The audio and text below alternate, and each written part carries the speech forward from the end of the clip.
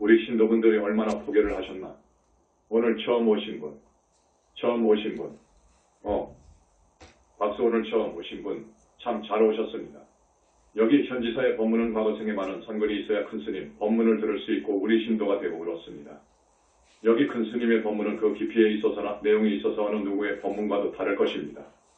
무엇보다도 오늘 저녁명이 운집했는데 부처님의 가피가 내리십니다. 역사 이후로 부처님께서 업장을 씻어 주시거나 소멸해주는 그런 법회는 없습니다. 이것을 아십시오. 스님이 법자에서 하는 이야기입니다.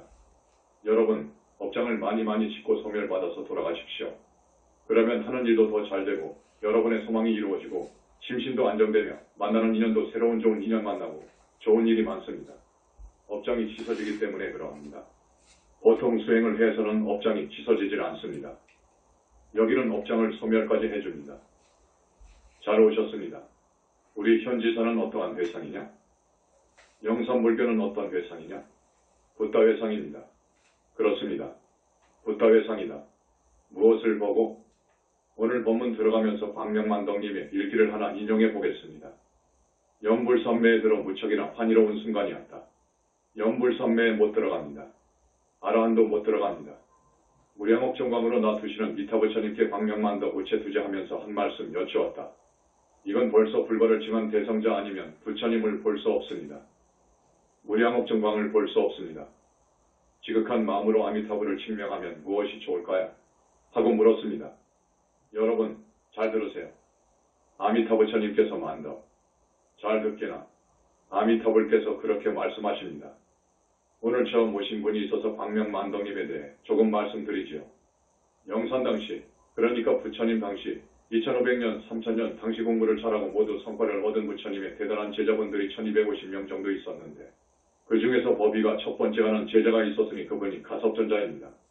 그 가섭전자가 인신의 몸을 받아와 금생의 불과를 증했기 때문에 불과를 증한 지가 10년이 넘기 때문에 아미타부처님 같은 분들이 그러십니다. 그래라 라고 하지 못합니다.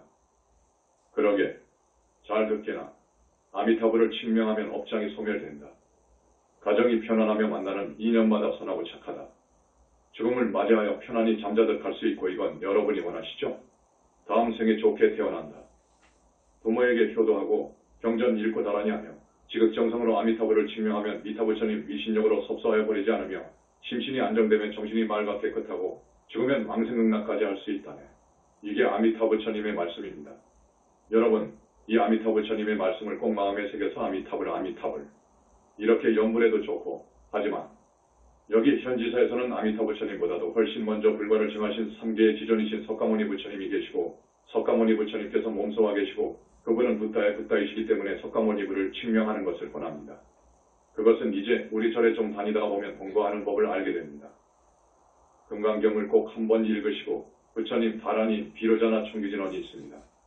그것을 5번이나 15번쯤 하고 그리고 자기 주소와 띠와 성명을 대고 소원을 여치면서 벽을 향해서 눈높이에다가 점을 하나 찍어놓고 이제 낭낭한 소리로 석가모니불을 칭명합니다. 두 눈은 그 벽 눈높이 점에다가 고정을 시키고 눈물이 나오든 콧물이 나오든 절대 씻지를 말고 눈도 깜빡거리지 마십시오. 이제 공부가 어려워져 갑니다. 오직 석가모니불 을 하십시오. 10분에서 30분 정도 하십시오. 그리고 도중에 발언을 하시고 이제 공부가 한 달이 가고 1년이 가게 되면 아주 잘합니다. 잘할 때에는 마음속으로 금강반야바라미를 동시에 하십시오. 오늘 처음 오신 분들은 잘 못 알아들으실 거예요. 그러니까 녹음 테이프를 사가시면 됩니다. 동시에 입으로는 석가모니불을 하고 마음속으로는 금강반야바라미를 동시에 해야 됩니다. 이게 잘 되면 선매에 들어갑니다. 선정에 들어갑니다. 이걸 잘하면 선정에 들어가요. 이 공덕은 큽니다. 아미타불께서 이렇게 말씀하셨습니다. 석가모니 부처님께서 미타국에 왕생할 수 있다고 인가를 해야 되느니라. 이게 있습니다. 석가모니 부처님께서는 기존이시기 때문에 석가모니 부처님께서 보살 인가를 해야 서방정통 미타국, 저 서방극락세계에 왕생할 수 있습니다.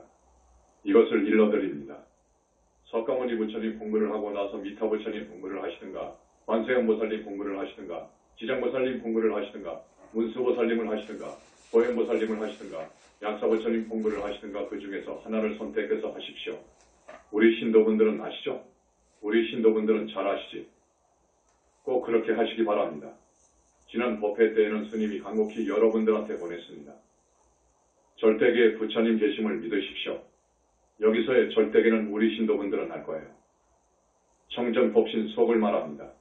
절대계에 부처님 계심을 믿고 모든 부처님들은 유물을 초월한 무아속 절대계에 다시 말해서 청정법신 안에 당신의 보신을 두십니다. 부처님을 공경 찬탄하고 오직 부처님의 가르침을 따를 것을 서원하라고 지난 시간에 누누이 말씀을 드렸습니다. 부처님은 얼마나 희유하고 위대한 대성자인지를 알아야 되고 중생의 죄업정을 씻어주고 소멸해 줄 수 있는 보신 부처님을 믿으라고 했습니다. 이 목숨 이 마음 다 바쳐 부처님께 귀에 귀명하는 불자가 되라고 했습니다. 이 길이 우리가 영원히 죽지 않고 살 수 있는 정법의 길이라고 했습니다. 정법을 따르는 불자가 되라고 했습니다.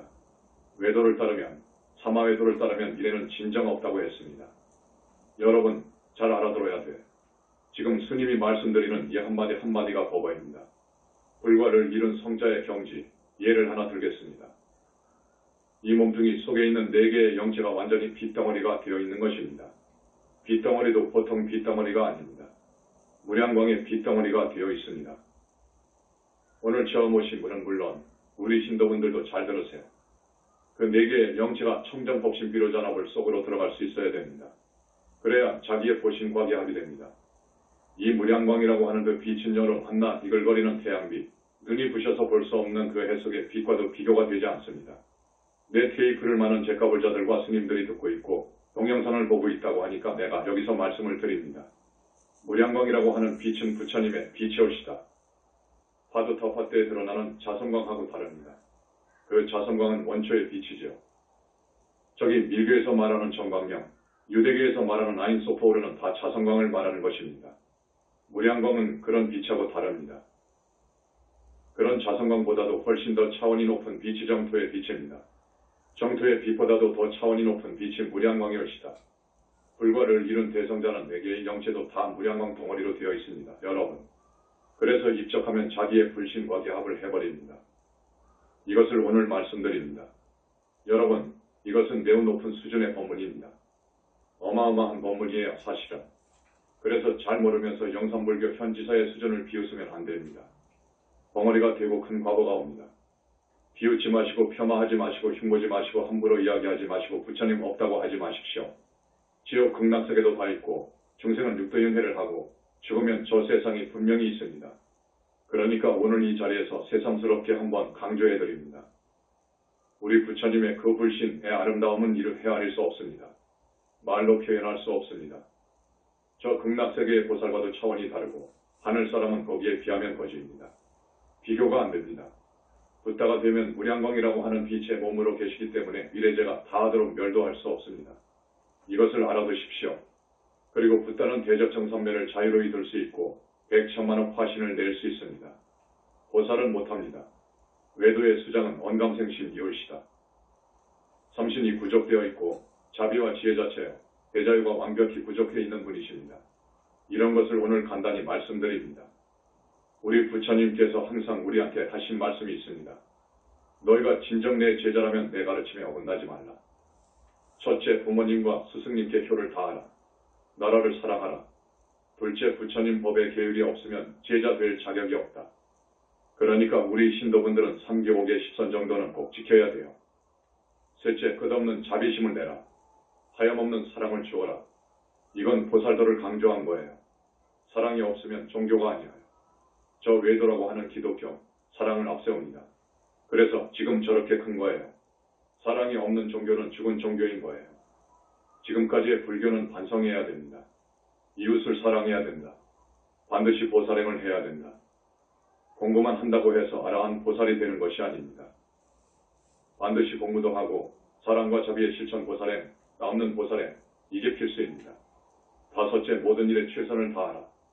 말보다 행이다. 실천이다. 게으르지 말고 부지런히 해라. 열심히 공부해라. 이제 전제는 부처님 믿음이에요. 부처님을 믿어야 돼요. 지금 불교의 모든 교파가 2600년 전에 저 부처님, 그분을 부처님의 응화신이라고 그래요. 화신 부처님, 그것 밖에 몰라요. 그 위대함 밖에 몰라. 그래서 영산불교에서 알아낸 저 절대계 부처님, 보신 부처님의 소식을 전혀 몰라. 전혀 모릅니다. 이 보신 부처님 이야기를 하니까 발칵 뒤집히는 거예요. 아는 것은 저 2600년 전 생신의 부처님, 응화신 부처님, 화신 부처님, 그리고 대승불교 쪽으로 와가지고는 법신 밖에 몰라. 보신 부처님을 몰라. 보신 부처님이 없으면 불교가 위대할 수가 없어요. 왜? 여러분이 아셔야지. 보신 부처님, 이 거룩한 부처님이 절대계에 계시면서 중생을 제도하거든. 중생을 제도하는 분은 보신 부처님이요. 눈, 코, 입이 다 달렸어. 안입이 설신 이 다 달렸어. 그런데 그렇게도 상상할 수 없을 만큼 아름다워. 빛으로 이루어져 있어. 이분은 절대 지혜와 자비를 갖추고 있고 절대 능력을 갖추고 있어. 우주와 하나로 결합이 되어버렸기 때문에 하나님이요. 보신 부처님이 진짜요. 그런데 지금까지 이 존재를 무시했습니다. 몰랐습니다. 지금까지의 불교가 이 부처님이 계심을 몰랐어. 불과를 이룰 제자가 사바 세상에 오게 되면 어렸을 때부터 외만을 막아주기 위해서 이 보신 부처님이 꼭 따라다녀. 마장 때문에 아라한 보살이 못 되거든요. 마장도 천마 용신 등등. 무서운 마장이요. 마장을 막아주고 선매로 이끌어주시기 위해서, 지도하시기 위해서 오시는 거예요. 이분이 보신 부처님이 없다고 하면 안 되는 거예요. 선가에서 말하는 마음은 부처가 될 수 있는 싹이요. 씨앗입니다. 사과 씨와 사과가 같습니까? 마음은 씨앗이에요. 마음을 봤으면, 현상세계를 낸 그 본체를 봤으면 청정무구한 그 본체와 같이 수행을 해 들어가야 이제 아라한이 되고 보살이 되고 붓다가 되는 거예요. 지금까지 이것을 몰랐어. 시간이 제한되어 있기 때문에 많은 이야기를 하지 못합니다. 지난 시간에는 외도의 본성 성격을 알려주기 위해서 정국창이라고 하는 이인 도인을 소개했습니다. 오늘 여러분한테 소개해드릴 분이 있습니다. 아시는 분은 아실 거예요. 매월당 하면 아시죠? 김시습입니다. 김시습 1435 세종 17한성 1493 성종 24 충청 홍산. 조선 초기의 문인. 본관은 강릉. 자는 열경. 호는 매월당 동봉벽산청은 최세홍 등이며 법호는 설자입니다. 신라 알지왕의 후예인 원성왕의 동생 주원의 후손이다. 무만 계통으로 충순이를 지낸 김일성의 아들이다. 출처 위키백화. 이 분이 중도 되고 또 속인이 되고 다시 중도 되고 했는데 이분의 중 이름은 설잠입니다. 그런데 9벼로가 10여 개나 됩니다. 이 시조선 조선조 세종대왕 때부터 문종 단종 세조 예종 성종까지 6대왕을 사는 유명한 분입니다. 오늘 내가 왜 이분을 여러분한테 소개해드리고 싶냐 하면 이분은 한국이 낳은 천재입니다. 한국이 낳은 신동입니다. 매월당 설장 김시습을 한국 역사상 첫 번째 꼽을 거예요. 그렇기 때문에 이분의 일대기 행장에 대해서 여러분한테 말씀드릴 필요가 있습니다. 이분이 맨 처음 금호신화라는 한문소설을 썼습니다. 이 금호신화의 내용을 보면 이분의 사상이 나오기 때문에 우리 정법의 입장에서 불자의 입장에서 한번 이분의 모든 것을 훑어봐야 되겠다. 여러분들한테 소개를 해줘야 되겠다 하는 것입니다. 여러 가지 배울 점이 있습니다. 그래서 오늘 매월당 김시습 설정 비구에 대해서 말씀을 드립니다. 이분은 태어난 지 8달 만에 글자를 알았고 3살 때 이미 한시를 지었습니다. 여러분, 한시를 짓기 어렵습니다. 한시는 대단히 어렵습니다. 그런데 3살 때 이미 한시를 지었고 5살 때 벌써 대학을 통달했습니다. 5살 때 사사성경을 봤어요. 이 사람은 신동입니다. 신동으로 온 그 이유가 있어요. 그 당시 이웃에 살던 저희정을 지낸 지금 같으면 부총리에 상당하는 벼슬이죠. 그 당시 봉건사회에서의 저희정이면 지금의 부총리보다도 구건세가 정말로 무섭습니다. 좌의정 정도 되면 참 어마어마합니다. 지금의 대통령보다도 훨씬 무섭습니다.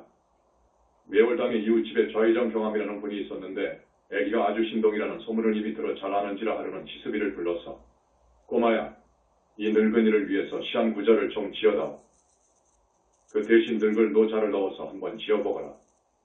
그래서 늙을 노자를 넣어가지고 지어달라고 하니까 그 말이 떨어지기가 무섭게 즉석에서 나오는데 여러분 외워두세요. 노목개화신불로라고 했습니다. 노목, 늙은 나무가 경암 좌의정이 늙었지요. 늙은 나무로 비유했어. 늙은 나무가 노자를 넣으라고 했는데 앞에다가 딱 넣었잖아요. 개화, 꽃이 피니 신불로 마음은 늙지 않았네. 마음만은 늙지 않았단다. 이거 참 기가 막힌 말이죠. 5살 때 이 정도로 총명했다고요. 지금 여러분에게 지으라고 하면 어려울걸요. 너무도 유명한 분이요. 당대 최고의 지식인입니다. 이분의 일생을 알아야 돼. 앞으로 여러분한테 많이 소개를 할게요. 스님이 좀 알고 있는데 여러분이 정법의 입장에서 이것을 훑어볼 줄 알아야 됩니다. 그냥 넘어가면 아무 의미가 없습니다. 이분은 지조가 있는 분이고 대척 같은 성격이었어요. 그래서 세종대왕하고 단종을 굉장히 사모했습니다. 세종대왕이 소문을 듣고 김시습을 알았어요. 그래서 과거를 보도록 해서 크게 써먹으려고 했어요. 그런데 이 사람이 전생에 지은 복은 적고 한평생 그냥 중으로 방랑생활하면서 끝납니다. 중도청정한 중이 아니고 중이 되었다가 나갔다가 되었다가 나갔다가 했거든요. 이 사람의 일생을 다 말할 수는 없고 여러분이 꼭 알아둘 만한 아주 중요한 대목이 있습니다. 그런 정도는 알아두시라고요. 단종이 그냥 결단을 내려버렸거든요. 수양대군한테 선이 임금의 자리를 물려 좀 한다고 선포해버렸습니다. 수양대군이 보위를 탐하며 왕위를 접수하려는 욕심이 하늘을 찌르니까 선의한다고 해버렸습니다. 선이라는 것은 이 자리를 물려준다는 말이에요. 단종이 수양대군을 무서워하거든요. 그러나 집현전에 여러 학자들이 있었죠.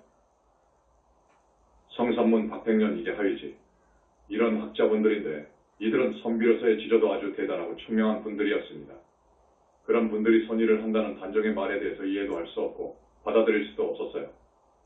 이건 반드시 강압에 의해서 타의에 의해서 이런 엄청난 선언을 했다 해가지고 성삼문 등이 그것을 번복시키려고 한 거예요. 그래서 수양대군이 성삼문 등 6명을 죽입니다. 그 수양대군을 결정적으로 도와준 분이 누구죠? 칠사동의 한명회입니다. 한명회. 그래서 성삼문 같은 충신들을 죽이는 것을 보고 벼슬살이를 포기한 거예요. 그 광란 의살인극을 보고 벼슬살이를 포기하고 미친 사람처럼 팔도를 방랑하기 시작한 거예요. 김시습이가 말입니다. 그런데 성삼문 등이 형장에 가가지고 피비린내 나는 고문을 당하면서 참수당하잖아요. 참수당할 때 성삼문이나 이계하위지 같은 분들이 정말로 무섭게 그 지조를 굽히지 않았어요. 여러분도 정말로 한번 읽을 만하고 봐야 됩니다. 지조를 꺾지 않았어요. 그 불로 달구어가지고 새꼬챙이로 마구 찌르고 지지는데 이 새꼬챙이가 다시 왔다. 다시 달구어가지고 지절하라며 세조를 노려보면서 이런 식으로 나온다고. 아주 무서운 사람들인데 이제 머리가 다 잘렸잖아요. 머리가 잘린 그 형장을 아주 삼엄하게 지켰다고. 저녁 내내 지켰어요. 그런데도 시습이가 큰 자루 하나를 가지고 한밤중 1시 2시경에 그 형장으로 간 거예요. 그 형장에 가니까 병졸들은 술에 취해가지고 다 골아 떨어져 있었습니다. 그 틈을 틈타서 참수당한 6개의 머리를 자루에다가 담은 거예요. 담아가지고 도망을 갔습니다. 지금의 노량진 백사장에 짊어지고 가서 곱게 묻어주었답니다. 시습이가 그런 사람이어요. 그리고서 전국을 방랑하는데 서울이 고향이니까 가끔 서울에 나타나곤 했습니다. 어느 날 큰 길 장터에서 누더기를 걸친 설장 화상이 그때 누더기는 지금의 스님들이 걸치는 누더기와 다르지. 누더기가 정말 거러지 같아. 그 누더기를 걸친 설장, 김시습입니다. 그 중에 이름이 설장입니다. 마침 그때 큰 양반의 행차가 지나가게 되었습니다. 여러분 알지요? 행차가 지나가면 딱 멈춘단 말이에요. 양반 행차가 지나가는데 그 스님이 딱 멈추면서야 거정아 오랜만이구나. 그런단 말이에요. 거기에는 거정이가 타고 있었어. 좌천성이에요. 지금 같으면 급수가 아마 차관 밑에 정도인데 어마어마했어요. 여하튼 지금의 차관 같은 정도의 벼슬은 고난이 별것 아니잖아요.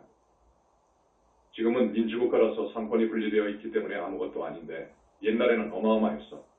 그런데냐, 거정아 오랜만이구나. 하니까 가마에 타고 있던 거정이가 가다가 보니까 설장이거든. 알아, 친구요. 기가 막힌 신동이요.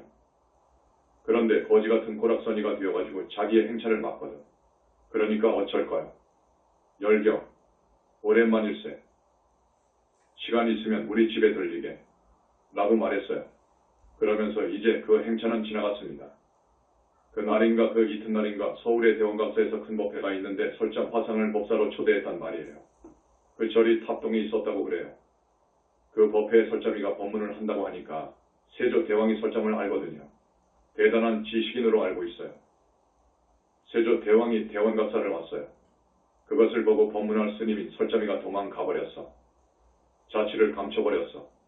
자취를 감춰버리니까 원각사에서는 야단났지요. 세조 대왕은 왔고 법사가 없어져 버렸으니까 말입니다. 그때 그 원각사에는 수십 명의 스님들이 있었다고 그래. 그러니까 그냥 스님들이 전부 흩어져가지고 사사치 뒤지는데 여러분, 김시습이를 잘 아시는 분 어디로 갔는지 압니까? 똥통에 빠졌어서 더러운 놈들이 왔다고 일부러 빠진 거예요. 어제는 거정이를 만나더니 오늘은 또 세조라는 역적을 만났다고 해가지고 더러운 놈을 만났다 해가지고 똥통에 들어가 있었어요. 똥통에 빠져있단 말이야. 설정 화상이 똥통에 빠졌다. 설정 화상이 똥통에 빠져있다. 해서 고함을 지르니까 다 알아버렸지. 세조 대왕도 알아버렸어. 그러나 그 무서운 세조도 설정이 현재의 집권층을 갖다가 똥같이 보는 것을 알았죠. 알고서 불쾌하게 생각했지만 탓하질 않았답니다. 그때부터 이제 세조도 많이 참여하고 나중에는 참여했잖아요. 그래서 불교에 귀의했잖아요. 세조가 탓하지를 않았어. 김시습이 어느 강변에 있는 정자에 들렀는데 그 정자에 시가 한 수 적혀 걸려 있었어요. 그 시를 보니까 한명회가 지은 시예요. 그 죽일 놈 한명회가 지은 시라. 김시습으로서는 그러지. 무슨 글귀냐? 청춘부사직하고. 청춘, 젊었을 때에는 그 말이요. 사직, 나라를 사직이라고 그래. 나라를 붙들어 세웠고, 부자, 붙들어 세웠고, 백수와 강우나. 흰머리가 나가지고 늙어서는 강우에 들어놓았네. 이제 유유자적하는 거예요. 이런 내용이 시였어요. 이런 시를 보고는 글자 둘을 싹 고쳐 써가지고 붙여버렸어. 부자는 무슨 자로 바꾸었느냐 하면 나갈 망쳐요. 그러니 청춘망사직하고 젊어서는 나라를 망쳐먹은 놈이 되고 망쳐버린 놈이고 백수와 강을 안 늙어가지고는 강우에 들어놓았네 했는데 누굴 자 대신에 더럽힐 오자가 있어. 이 오자를 넣으니 백수와 강을 안 늙어가지고는 강우를 더럽히네. 이렇게 바꿔치기 해버린 거예요. 이런 사건이라든지 등등 많이 있습니다. 이 김시습이 한 6년 동안의 근무산 경주 남산에 있음에 들어가 직구하면서 쓴 한국 최초의 한문소설이 금오신화입니다. 여러분 아실 거예요. 오자는 자라 오자입니다. 자라, 거북이 비슷하게 생긴 것으로 민물에 사는 자라 있죠. 금은 쇠금, 금은 할 때의 금, 금자라.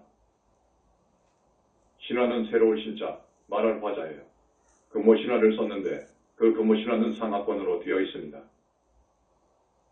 이 책이 너무나 유명해가지고 이것을 봐야 김시습의 사상을 알 수 있어요. 여러 작품들이 있는데 그 목판본이 일본 동경에 있답니다. 일본에 있고 우리나라에는 없어요. 금오신화는 이 작자의 생애와 아주 밀접한 관련이 있습니다. 김시습의 일생과 아주 밀접한 관련이 있는데 김시습은 학문적인 능력이 탁월했잖아요. 그러나 과거를 마다했습니다. 과거를 봤으면 정말로 일찍이 장원급제를 해버렸죠. 장원급제 했겠지만 그것을 마다했습니다. 학문적인 무서운 능력이 탁월하면서도 그 당시 정치 경제의 기반이 취약한 15세기 때이니까 지금으로부터 한 500년 전 이야기입니다. 이제 김시습은 15세기 후반의 신흥사례로서 새로운 선비계열이죠. 김시습은 당시 정치 현실과의 심각한 갈등 속에서 극기불허하고 고독한 생애를 보냈는데 금오신화는 그런 자신의 사상이 반영된 자서전적인 성격이 동무한 글입니다. 금오신화는 그 필법이 너무도 기가 막히게 참 잘도 글을 썼습니다. 필법, 어법이 아주 천재적이어서 김시습의 글쓰기 방법의 사상적 근거 연구라고 해가지고 14년 전에 서울대학교 박사학위 논문을 쓴 사람이 있어요. 그만큼 작품을 평가합니다. 당시 이성계, 삼봉정도전 등등 조선왕조의 건설자들은 주자학을 새로운 지도 이념으로 채택해가지고 새로운 왕조의 지배 질서를 확립하려고 했잖아요. 그런데 이제는 새 왕조의 사회적 배단이나 이념적 모순을 비판하면서 민중의 처지에 동조하는 일련의 소외된 지식인들이 등장하는데 이들 중 대표적인 사람으로서 김시습을 들 수 있습니다. 그 사람들은 이를 만물의 본질로 보는 주자학의 주리론 이 지배체제를 합리화하기 위한 명분론으로 보고 그것을 공격하면서 기를 만물의 본질로 하는 힌두교에서는 프라크리티브 쾌군이라고 하지. 기를 만물의 본질로 보는 이기 이원론적, 곧 주기론이라는 철학사상을 수립해서 이에 입각해서 만물을 객관적 합리적으로 인식하고자 했다. 이것은 조금 어려운 이야기인데 이건 놔두겠습니다. 금오신화를 보면 귀신이 나오고 여망이 나오고 용궁이 나오고 용왕이 나옵니다. 이것은 그때도 비현실적인 것으로 보았고 지금도 마찬가지로 비현실적인 것으로 보잖아요. 보니까 김시습도 귀신이라든지 여망이라든지 용궁이라든지 용왕이라든지 하는 것을 신비주의적 미신적으로 부정해버렸어요. 그러니까 김시습 같은 그런 천재가 내가 볼 때에는 그렇게 처신하지 말고 차라리 머리 깎고 중이 되어버렸으면 진짜 중이 되어 근본을 들어버렸으면 그의 기철학 기이론도 많이 달라졌을 거예요. 저기 기이론을 주장한 분이 장윤과 장제, 1020에서 1077년 중국 송나라 시대의 사상가이다. 성리학의 기초를 닦았다. 자는 좌우이다. 공상미연의 횡거진에서 오래 머물고 후학을 가르쳤기 때문에 횡거선생이라고 호칭된다. 저술로는 정몽이 있고 존칭하여 장자라고 불린다. 위키백과인데 북송 당시 장횡거라는 철학자가 이제 기일언론을 세상에 내놓고 우리 이시조선에서는 초기 화담 서경덕 씨가 그것을 승계한 거예요.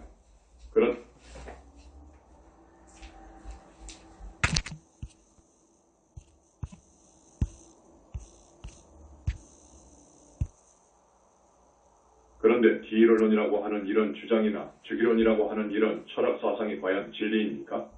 진리로 보기에는 김시습은 그랬을는지 몰라도 저기 봅시다. 주자, 주인은 이기이원론입니다. 그러면서도 철저히 주리론이지요. 그 주자학의 사상이 고려 말쯤에 우리 쪽으로 들어오는데 이를 직대성한 학자가 이택에 이황치요. 이황이 그 사상을 그대로 수용한 거예요. 그도 이기이원론자였습니다. 그 송대에 그런 이기설이 성리학이 되어가지고 우리 이시황주의 지도 이념으로까지 원용되어서 서로 싸우고 했는데 이율곡은 또 이와 기의 일언론을 이야기했거든. 그러니까 조선왕조에서는 이다, 기다 하고 많이 싸웠어요. 그러면 여기서 이보다도 더 깊고 멀리 보고 넓게 본 철학 사상이 있는데 힌두교에서 이야기하는 베단타 학파라든지 상키아 학파라든지 바이셰시카 학파라든지 미맘사 학파라든지 많이 나오잖아요. 또 불교에서도 본체와 연기에 대해서 많은 이야기를 하고 있는데 그것은 여러분들이 알다시피 우주창조라든지 우주의 운동, 우주에서의 생명창시와 관련된 중요한 문제들입니다. 이번에 우리 영산불교에서 앞으로 깊은 철학 사상을 내놓게 되는데 조금 전에 말한 이걸 전부 쭉 보니까 맞는 말이 있고 일리는 있지만 그것이 절대 진리가 될 수 없기 때문에 그보다도 훨씬 우수한 영산불교의 철학 사상이 나올 것입니다. 어쨌든 금호신화를 보면 이를 쓴 설자 매월당 김시습의 공부 깊이를 알만해요. 이 귀신 여망 용공 용왕을 비현실적이고 미신적인 것으로 봤습니다. 그 금호신화는 주인공과 이 세계의 대결을 더욱 날카롭게 부각시켜가지고 문제의식을 부여하려고 하는데 이는 김시습의 사상, 사회관, 종교관, 인간관을 반영하는 것이라고 볼 수 있을 거예요. 그리고 옛날에는 모든 작품들이 소설이 다 하나같이 끝에 가면 해피엔딩으로 끝나잖아요. 그런데 이 소설 속에는 한 5편이 있는데 주인공들이 모두 세상을 등지는 것으로 끝나요. 그래서 이것은 자기의 생애와 밀접하게 관련된 앞에서 말씀드린 바대로 자서전적인 성격이 농후하다는 것으로 볼 수 있습니다. 세상을 야유하며 자신을 학대하면서 스님으로 살아가던 김시습이 47살 되던 해, 그러니까 성종 12년에 다시 내려와가지고 후련히 머리를 기르고 고기를 먹기 시작했습니다. 윤씨 부인을 맞이해서 가정을 꾸렸어요. 그러나 모처럼의 가정생활도 얼마 후에 윤씨 부인이 세상을 떠나버렸기 때문에 다시 또 산에 들어가게 됩니다. 산에 들어가기 전인 성종 13년에 또 이런 일이 있었어요. 연산군의 생모가 사약을 받아서 죽잖아요. 이것을 보고 김시습은 또다시 세상만사를 허무하고 혐오스러워해서 방랑길에 나섭니다. 그러다가 다시 산에 들어와서 59살 때 충청도 홍산 무량사, 지금의 부여이지요. 그 무량사에서 열반에 들었습니다. 여러분 가보셨는지 몰라. 무량사를 가면 김시습의 부도가 있을 거예요. 너무나도 풍질이 많았던 한평생 화장을 하지 말라는 요원대로 시신을 절 근처에 묻었는데 3년 후에 장사를 지내려고 관을 열어보니까 시신이 썩지를 않고 얼굴도 마치 살아있는 사람처럼 평온해 보였다고 합니다. 그리해서 그를 알아보는 신도분들이나 스님들이 설자 이분은 부처를 이루었다 한 거예요. 그러나 이것은 말도 안 됩니다. 설정 김시습을 소개한 것은 사성제 8정도 중도사상 칙명연불 육바라밀 고연행원으로 이어지는 덕목들이 진정한 불교전법을 상징하는 것이라는 것을 다시 한번 강조해드리고자 하는 것입니다. 원래 중생계는 탐진치 노름이어요. 중생계는 묘지경 속이요. 이 정도의 천재이고 이 정도의 철학이 있는 분이고 기왕에 머리를 깎았으면 자기 부재를 먼저 하고 남을 구원하고 세상을 구원하는 삶을 살았어야 되는데 이 세상에 그릇된 질서의 분통만을 터뜨리고 그렇게 갔습니다. 나는 다시 말씀드리지만 한번 머리를 깎고 중이 되었으면 우선 우주자연과 인생의 근본 자리를 파헤치고 그런 후에 수행을 두타행을 잘해가지고 도를 먼저 이루고 그 다음에 성자가 되어서 부세하는 그런 수순을 밟았어야 되는데 이 세상에 그 부조리하고 도저히 분통이 터져서 볼 수 없는 이 세태만을 한탄하고 전국을 방랑하면서 세상을 비웃고 사람들을 또 짐승같이 폄하하고 비방하고 이렇게 살 것이 뭐냐. 이 나라 역사상에 일찍이 없었던 천재 신동이죠. 이분이 또 40대에 쓴 것이 하나 있습니다. 중국 화엄종의 4대 조사인 청량진관이 쓴 9권의 화엄현담, 화엄사상을 주석했습니다. 이 현담 주석서도 실력이 보통 아니면 못 쓰는 거예요. 화엄사상을 완전히 비워야 현담을 주석할 수 있는데 이분이 쓴 현담 주석이 하나 있어요. 대단한 분입니다. 정말로 아까운 분인데 이분은 정법이 무엇인지 몰랐어요. 몰랐으면 차선으로라도 기존의 부처님 말씀을 정리해가지고 사람들아, 나쁘고 악하게 살지 말라. 착하게 살아라.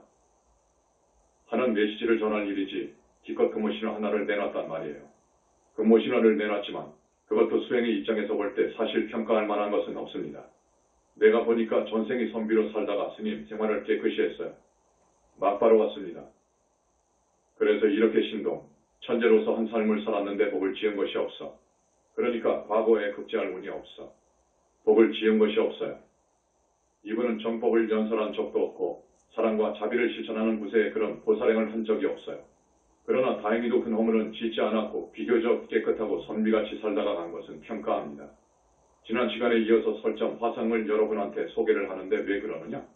내가 왜 소개를 하느냐? 역사적인 인물들을 여러분한테 앉혀놓고 그들을 좀 지혜롭게 봤으면 싶고, 그럼으로써 여러분들이 지혜롭게 내 자신과 과거를 되돌아보고 앞으로 내가 어떻게 살아야 되겠다 하는 신념을, 철학을 세워주었으면 해서 여러분한테 말씀드리는 것입니다. 여러분, 부처님을 믿는, 부처님 가르침을 따르는 것, 이게 정법입니다. 이게 정법이요. 여러분은 그렇게 살아야 된다고요. 그러니까 나는 부처님 말씀대로 살아달라 그거예요. 외도로 가지 말라 그거예요. 외도로 가지 말라. 외도로 가면 앞에서 내가 결론을 말씀드린 것처럼 미래가 없으니까요. 미래가 없지요. 외도의 수장도 영원할 수가 없습니다. 전번에 부처님께서 말씀하셨습니다. 없어요. 우리 정법의 세계는 영원히 살 수 있는 곳이와요. 그렇지만 외도의 세계는 수장이라 하더라도 영원히 살 수 없다 그래요. 다만 영원히 멸도할 수 없는 자리는 보살이 되고 붓다가 되는 길이어요. 그러니까 여러분, 제발 정법 문중으로 들어오고 수행 잘하고 금생이 얼마 남았는지 몰라도 관속에 들어갈 때까지 보람 있게 살아달라고. 그래서 여러분이 딱 돌아가신 후에는 평가를 하는 거예요. 평가를 해. 그러니까 점수를 받으라고. 점수를 받으라 그거예요. 그렇게 살아주었으면 좋겠어요. 점수를 받아야지. 점수가 안 나오면 다음 생이 없어. 다음 생이 없습니다. 이제 세 번째로 들어갑니다. 우리 붓다 회상의 소식을 이야기해드립니다. 전번에 두 분이 산재 생전의 수제를 지냈어요. 이것은 붓다 회상만이 가능합니다. 부처님과 지장보살이 와야 되고 지옥문이 열려야 되기 때문입니다. 이것을 지금 내가 소개를 해드리려고 했는데 어제인가 그제인가 지장보살님께서 말씀이 내려왔습니다. 산재를 지낸다는 것은 너무 큰일인데 앞으로 산재를 지내는 것은 좀 생각을 해보게. 왜냐? 지옥에 벌을 신다고 하는 것, 이것은 역사 이유가 아니라 정말로 큰 사건입니다. 이렇게 함부로 우리 영산불교를 갖다가 정말로 세계화하는데 절대적으로 기여한 오직 한 사람의 큰 공덕주라면 모르되 좀 생각해봐 주게. 얼마나 큰 사건인지 한번 생각해봐 주게. 그 사람이 받아야 할 과보를 우리가 받는다는 거예요. 그래서 이번에 산재를 지낸 이후 우리 태사버님께서 몸이 많이 좋지 않습니다. 이것을 깨달았어요. 이 산재는 붓다 회상만이 있을 수 있는 것입니다. 지금까지 우리가 산재를 몇 번 지냈는데 그 결과가 어마어마합니다.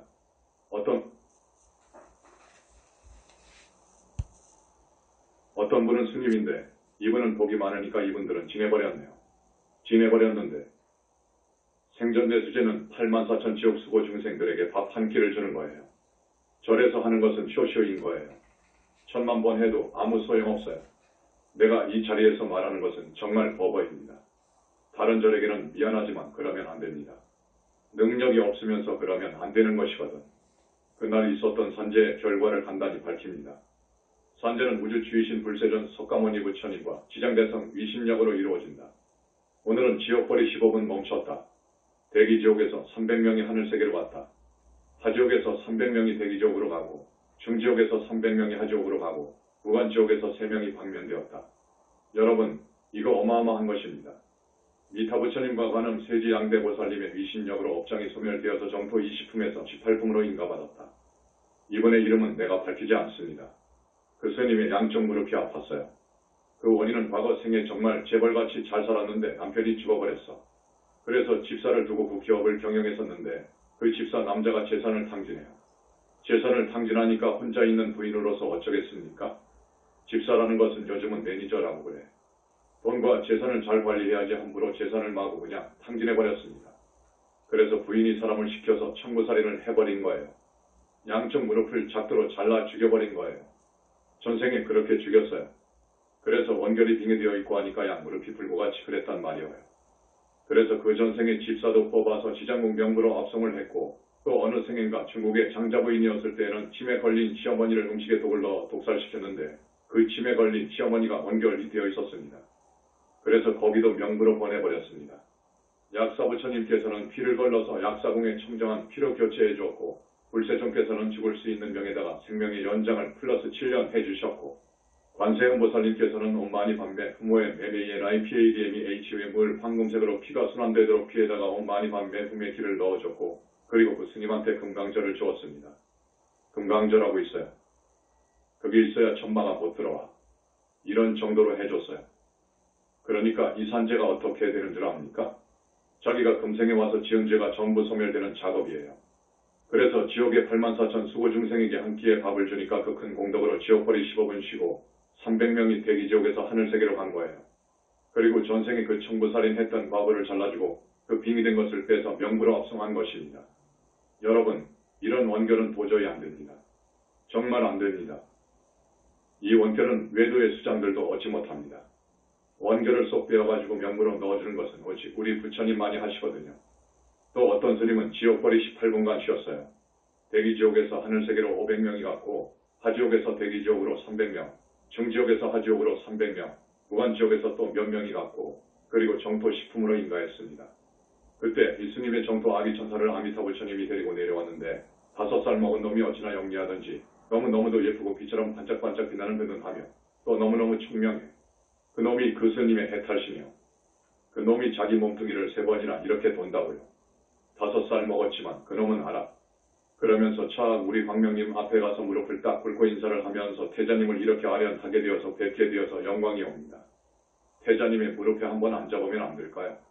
아련이라는 용어를 써. 그래서 앉혔어. 또 나한테 와서 앉으려고 하는 것을 부처님이 이런 또 자기의 몸뚱이를 만지려고 해. 부처님께서 만지지 마라. 왜 만지지 말라고 그랬겠습니까? 이 몸뚱이는 업신이어요. 업덩어리거든. 기 때문에 그렇습니다. 이게 우리 붓다회상의 이야기입니다, 여러분.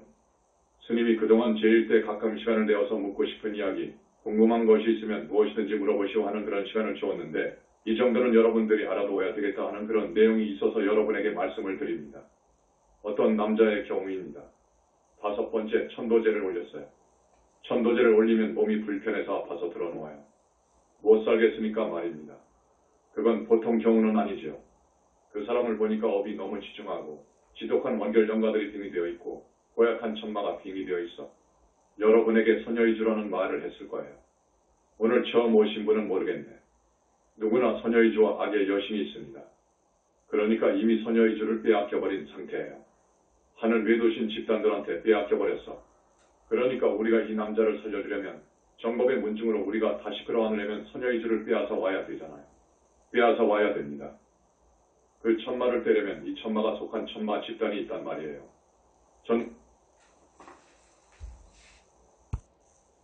전번에 이야기했죠. 그 꽃뱀 이야기도 했잖아요.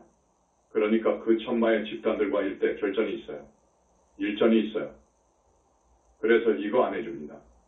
안 해주는데 정말로 공덕이 있거나 그 사람은 앞으로 보살이 될 만한 종자이거나 할 때에는 우리가 해준다고요. 대가 없이도 해줘. 그래서 이 남자를 볼 때 대단히 안쓰러워서 내가 앞으로 100일간 더 공부를 해라. 부처님 공부를 해라. 라고 그랬는데 이 남자의 경우도 우리가 시도를 할 거예요. 그런데 5번이나 천도제 했는데 왜 나를 못 낳게 해줍니까? 이런다고요. 왜 나를 못 낳게 합니까? 이런다고.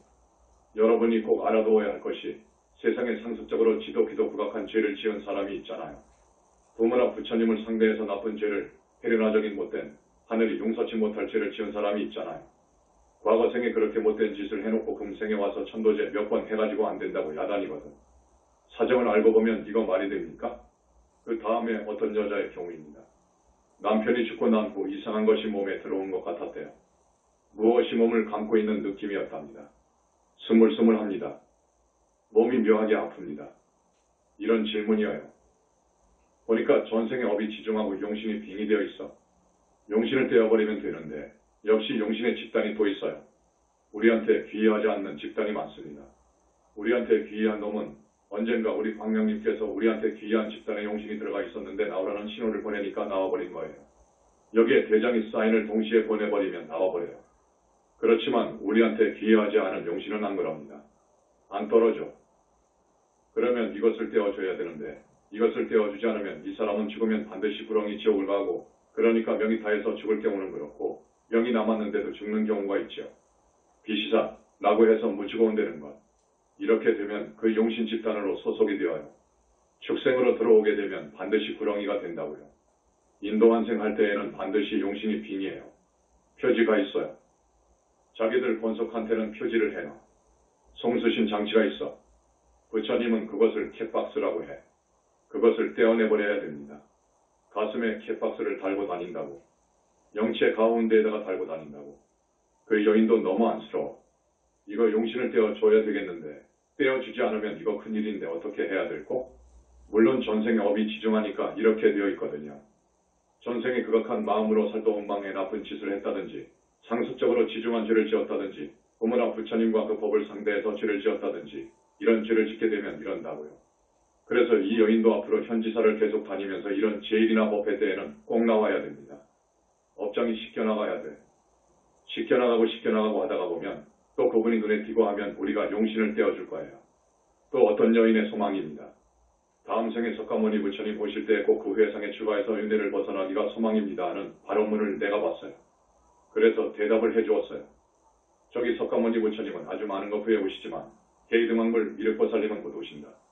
곧 오시죠. 500년쯤 후에 오시니까 그 부처님 오실 때 몸 받아 올 것을 발언해라. 그 부처님이 여기에 와 계시니까 여기에 와 계신 미륵 부처님한테 공양도 올리고 발언도 하고 지금같이 성공공덕 많이 쌓아라. 그 사람이 많은 신도들을 또 소개해서 데리고 오더라고요. 또 천도제도 많이 인도를 하더라고. 이건 큰 공덕이니까 계속 이런 공덕을 지어라.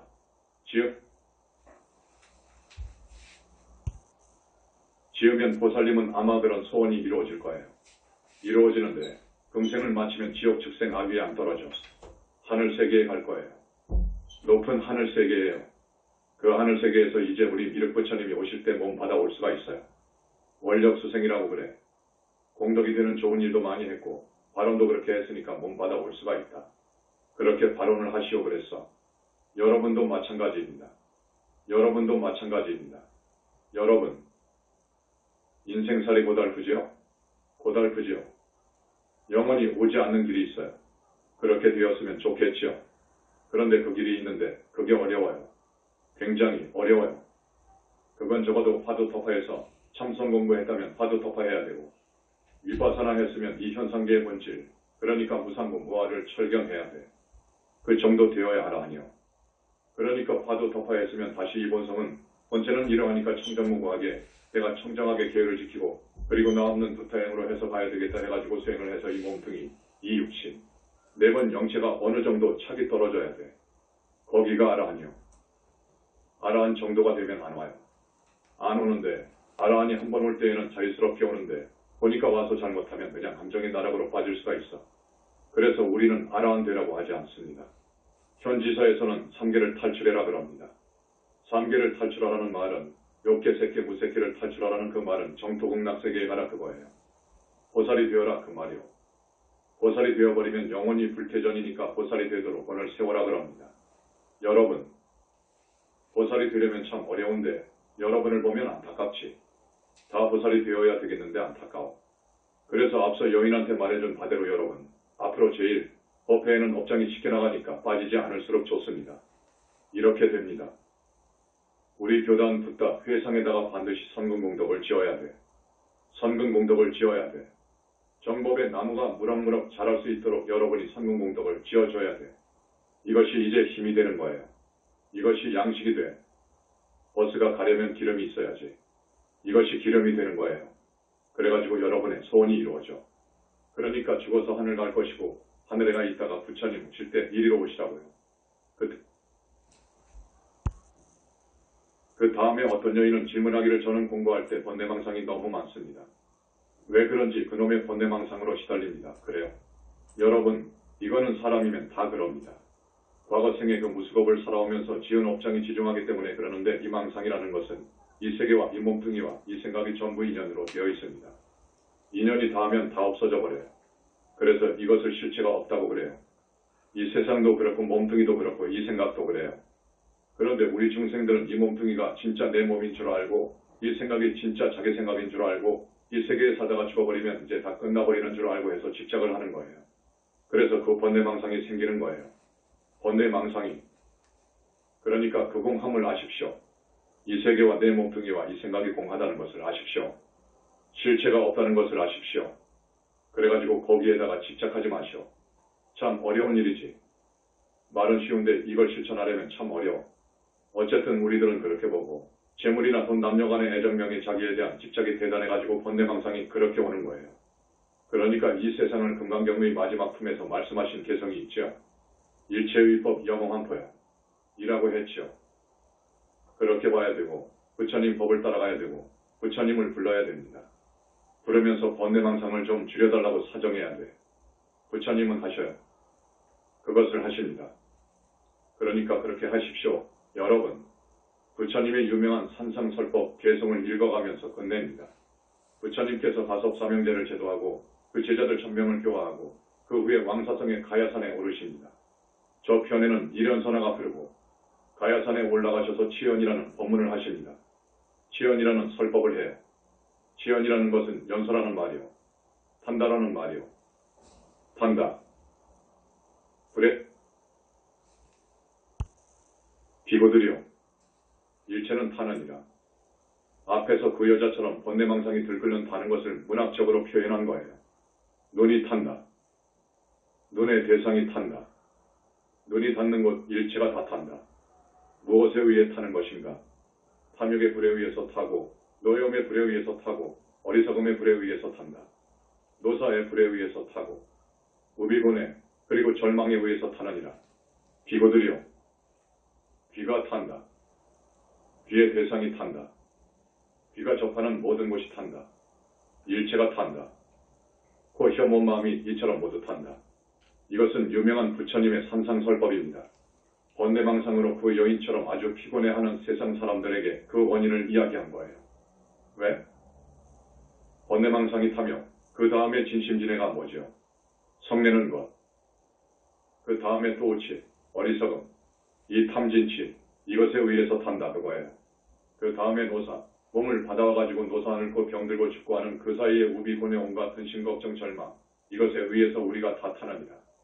옛 눈이 탄다. 눈의 대상이 탄다. 눈이 닿는 곳이 탄다. 일체가 탄다. 번뇌망상으로 들끓어 그렇게 자기 몸을 태운다. 그 말이요. 무엇에 의해 타는가? 탐욕의 불에 의해 타고 노염의 불에 의해 타고 어리석음의 불에 의해 타고 노사의 불에 의해 타고 우비곤에 그리고 절망에 의해 탄다. 비고들이요. 귀가 탄다. 귀의 대상이 탄다. 귀가 접하는 곳 일체가 탄다. 코, 혀, 몸, 마음이 이처럼 모두 탄다. 이게 유명한 부처님의 산상설법입니다. 마지막으로 여러분, 이번 4.8절 부처님 오신 날 행사에도 우리가 10만 등 불사를 합니다. 우리 현지사 영산불교 역사가 6, 7년밖에 안 되어요. 6, 7년밖에 안 되었지만 작년에 12만 등 때문에 조계종을 제압해버린 거예요.